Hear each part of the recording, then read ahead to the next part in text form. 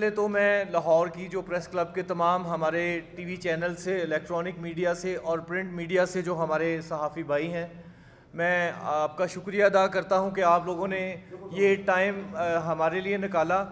اور یہ آج کی press conference minorities alliance Pakistan کی جو مرکزی لیڈرشپ ہے وہ یہاں پہ موجود ہے، اور ہم خصوصی طور پہ آج جو آنے والا الیکشن ہے 8 فروری کو 2024 کا، اس کے حوالے سے جو ہمارے جو پولیٹیکل پارٹیز ہیں، جس طرح انہوں نے اپنے پولیٹیکل مینیفیسٹو میں جو 2024 کے الیکشن کے لیے انہوں نے تیار کیا، اس کے حوالے سے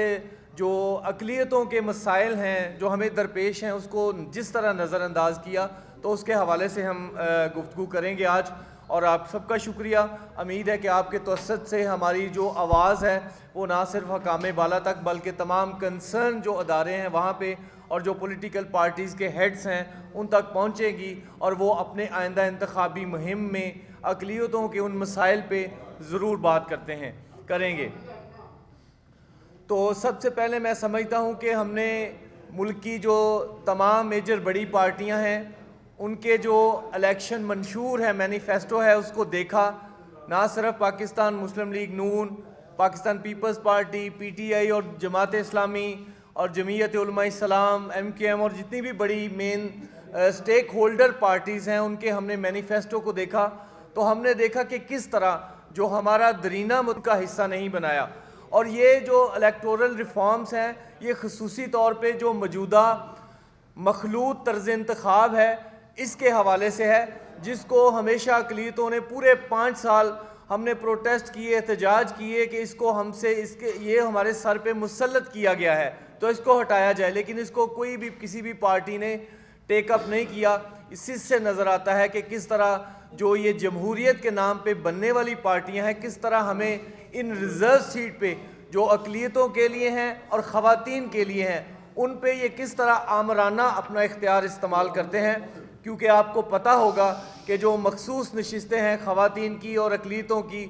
جن کی تعداد قومی اسمبلی میں 70 کے قریب ہے، یہ 70 نشستوں پہ جو کہ قانون سازی کے عمل میں ایک رول پلے کرتے ہیں، وہاں پہ یہ ہر بڑی پارٹی جو ان کے ہیڈز ہیں وہ اپنی منمانی کرتے ہیں، اور بہت ساری تمام پارٹیوں میں 2002 سے مخلوط طرز انتخاب شروع ہوا، اور تب سے لے کے آج تک کئی ایسے تمام بڑی پارٹیوں میں، پاکستان پیپلز پارٹی میں، پی ایم ایل این میں اور باقی پارٹیوں میں ایسے لوگ ہیں جو 25 سال سے 20 سال سے اقتدار میں ہیں، اور اس طرح ہمارے جو ووٹرز ہیں ان کا کوئی کردار نہیں ہے، نہ وہ ان کو سیٹوں سے ہٹا سکتے ہیں، نہ وہ ایک نئے شخص کو الیکٹ کر کے پہنچ سکتے ہیں۔ تو اس طرح یہ ہمارا جو آئینی حق ہے کہ ہم اپنے ریپرزینٹیٹیو کو چوز کر سکیں with our power of vote, وہ ہم سے چھین لیا گیا ہے۔ تو یہ ہماری بہت بڑی ڈیمانڈ تھی جس کو نظر انداز کیا گیا، جس پہ ہمیں بڑا افسوس ہے کہ ایسا پولیٹیکل پارٹیز نے کیوں کیا۔ اب اس کی ایک اور تازہ مثال آپ سنیں کہ جس دن سپریم کورٹ کے فیصلے سے پی ٹی آئی سے انتخابی نشان لے کر پی ٹی آئی کو اس عمل سے ہٹا دیا گیا، تو آپ نے دیکھا ہوگا کہ کس طرح جو ریزرو سیٹ ہیں خواتین اور اقلیتوں کی، ان پہ بھی ان کو وہ بھی نہیں ملیں گی۔ تو اس طرح جو پی ٹی آئی کے اقلیتی ورکرز ہیں، جو ان کی خواتین ہیں، ان سے نمائندگی کرنے کا اپنے عوام کی وہ بھی حق چھین لیا گیا۔ اور میں آپ کو وکیل ہونے کے ناطے یہ بتاتا ہوں کہ اس کے لیے ہمارے آئین میں نہ جو الیکشن ایکٹ ہے ہمارا 2017 کا، نہ پولیٹیکل پارٹیز ایکٹ میں اس کی کوئی ریمیڈی نہیں ہے، کوئی اس کا نہیں ہے کہ اگر اس طرح کی صورتحال ہو تو جو ایسی جماعت جس کو کہ باہر کر دیا گیا انتخابی عمل سے، اس کی جو ریزرو سیٹوں پہ آنے والے ہیں ان کے لیے کیا لاہ عمل ہوگا۔ تو اس کے لیے میں سمجھتا ہوں یہ بڑا تکلیف دہ ہے۔ اس کے بعد میں سمجھتا ہوں کہ ہمیں اس مطالبے کو ہم دہراتے ہیں کہ ہمیں دورے ووٹ کا حق دیا جائے، کہ ہم مین سٹریم پارٹیز میں، مین سٹریم کانسٹیٹوینسیز میں اپنے جو الیکٹیبل لوگ ہیں ان کو بھی ووٹ کاسٹ کریں، اور جو ریزرو سیٹ ہیں وہاں پہ ہمیں رائٹ ٹو ووٹ دیا جائے، تاکہ یہ چند لوگوں کے مرہونے منت یہ نشستیں نہ رکھیں بلکہ یہ لوگوں کے پاس اختیار ہو۔ اس کی مثالیں دنیا میں موجود ہیں، اس کی مثالیں جرمنی میں ہیں، اس کی تھائی لینڈ میں ہے، اس کی رومانیہ میں ہے، اور بہت سارے ایسے ممالک ہیں۔ امریکہ کی کچھ ریاستوں میں بھی یہ سسٹم چلتا ہے، اس کو کہتے ہیں پریپورشنل ریپرزنٹیشن سسٹم۔ تو اس کے تحت ہم چاہتے ہیں کہ یہ اس کے تحت لوگوں کو حق دیا جائے تاکہ وہ الیکٹ ہو سکیں۔ اس کے بعد میں سمجھتا ہوں کہ ہمارا سانحہ جڑاں والا جو 16 اگست کو ایک بہت بڑا سانحہ ہوا جس کی وجہ سے پاکستان کی عالمی سطح پہ بدنامی ہوئی، اور میں سمجھتا تھا کہ ضرور جو ہماری پولیٹیکل پارٹیز ہیں جنہوں نے 16 اگست کو جڑانوالہ کا دورہ بھی کیا وہ ضرور بات کریں گے کہ ہم اپنے منشور میں یہ چیز کو شامل کریں گے کہ اس طرح کے سانحات جو ہیں وہ کبھی نہیں ہوں گے، لوگوں کو اس طرح جلاؤ گراؤ نہیں کیا جائے گا، اس طرح لہامی کتابوں کی جو ہے بے حرمتی یا جلاؤ گراؤ نہیں ہوگا، اس بڑے پیمانے پہ چرچز کو نہیں جلایا جائے گا۔ جو کانسٹیٹیوشنل رسپانسبلٹی ہے ہماری پولیس کی یا محافظ اداروں کی کہ لوگوں کے جان و مال کا تحفظ کیا جائے، اس کو انشور کیا جائے گا، لیکن ہم نے دیکھا کہ ان پارٹیز کے جو منشور ہیں اس میں انہوں نے جڑانوالہ کے سانحے کو اور لوگوں کو انصاف دینے کے لیے، لوگوں کی اشکشوئی کرنے کے لیے بھی اپنے انتخابی منشور میں اسی طرح کی کوئی بات نہیں کی۔ اور ایک اور عرصہ دراز سے اقلیتوں کا ایک درینہ مطالبہ ہے، خصوصی طور پہ ہندوؤں کا سندھ میں اور مسیحیوں کا پنجاب میں، کہ جو ہماری کم سن بچیاں ہیں ان کو جبری اغوا کیا جاتا ہے، ان کا ریپ ہوتا ہے، اور پھر جو ریپسٹ اور ابڈکٹر ہیں، جو اغوا کار ہیں اور زناکار، وہ سزا سے بچنے کے لیے زنا اور اغوا کی مذہب کی ریلیجن کارڈ کھیلتے ہیں اور کنورشن کا سہارا لیتے ہیں، جس کو ہم کہتے ہیں کہ فورس کنورشن ہے۔ تو اس پہ ہم بڑی عرصہ دراز سے 10-15 سال سے اقلیتیں تڑپ رہی ہیں کہ اس طرح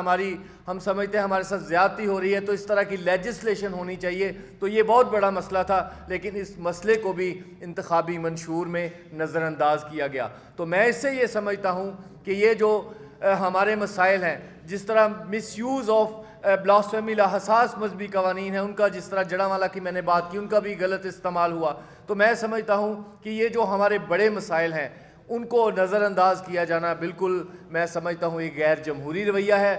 ہم 1 لاکھ کے قریب اقلیتیں ہیں، جن کے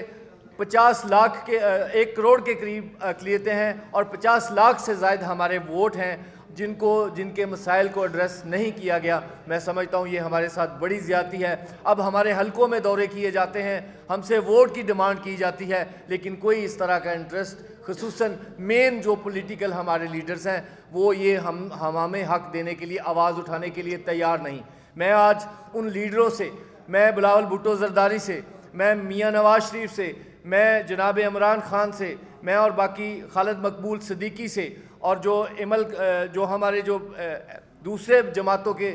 لیڈران سے ہیں، میں ان سے پوچھتا ہوں کہ اگر میں پاکستان کا سٹیزن ہوں تو مجھے آئین میں پاکستان کا صدر ہونے پہ کیوں پابندی لگائی گئی؟ میں ان سے پوچھتا ہوں کہ میرے وزیر اعظم بننے پہ آج بھی پاکستان کے آئین میں پابندی ہے، تو اس پابندی کو ہٹایا جانا چاہیے، یہ آپ کے انتخابی منشور میں شامل ہونا چاہیے تھا کہ ہم آرٹیکل 25 کانسٹیٹیوشن آف پاکستان کے تحت تمام لوگ برابر کے شہری ہیں، اور ہم جو کانسٹیٹیوشنل ڈسکریمنیشن ہے اس کا خاتمہ کریں گے۔ تو یہ چیزیں جب ہم دیکھتے ہیں عملی طور پہ کہ پولیٹیکل پارٹیز ان کو ایڈریس نہیں کرتی، تو ہمیں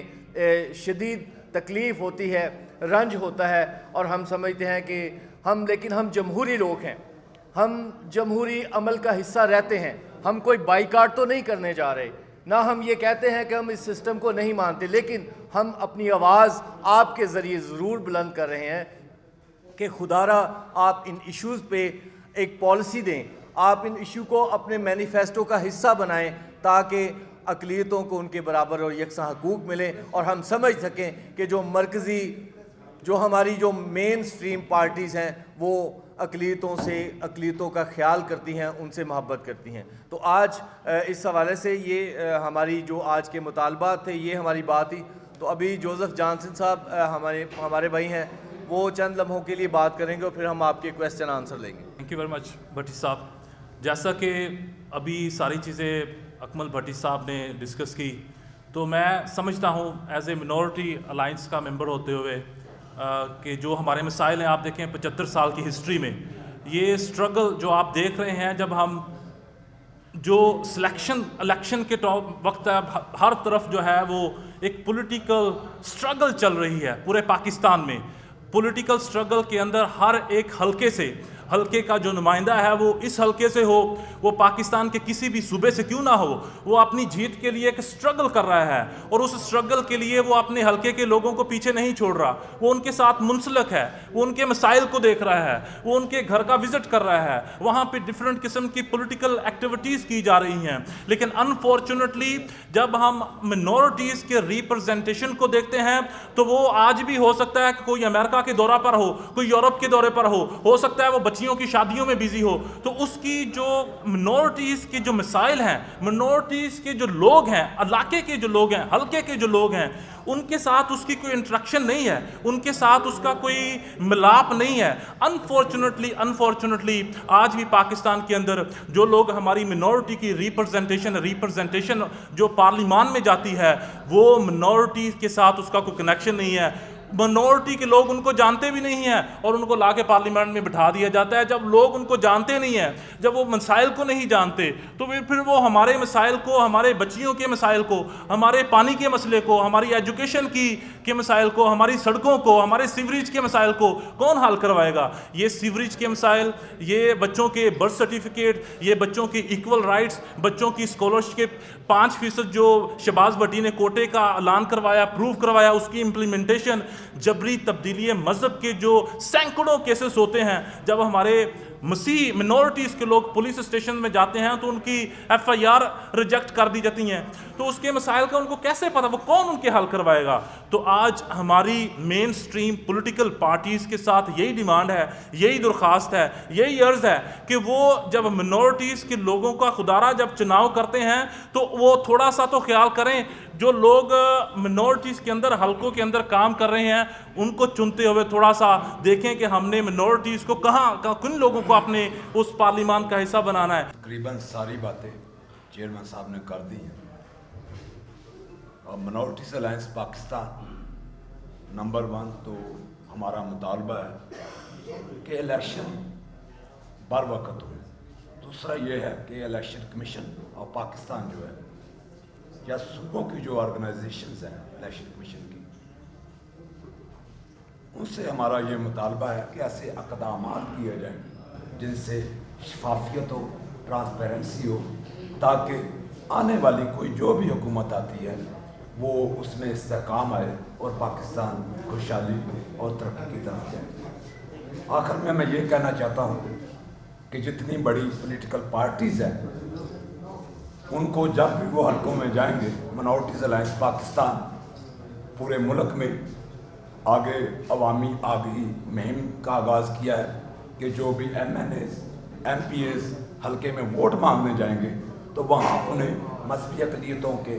لوگوں کا سامنا کرنا پڑے گا. وہ ان سے سوال کریں گے کہ بلاسفیمی لا کا جو مس یوز ہو رہا ہے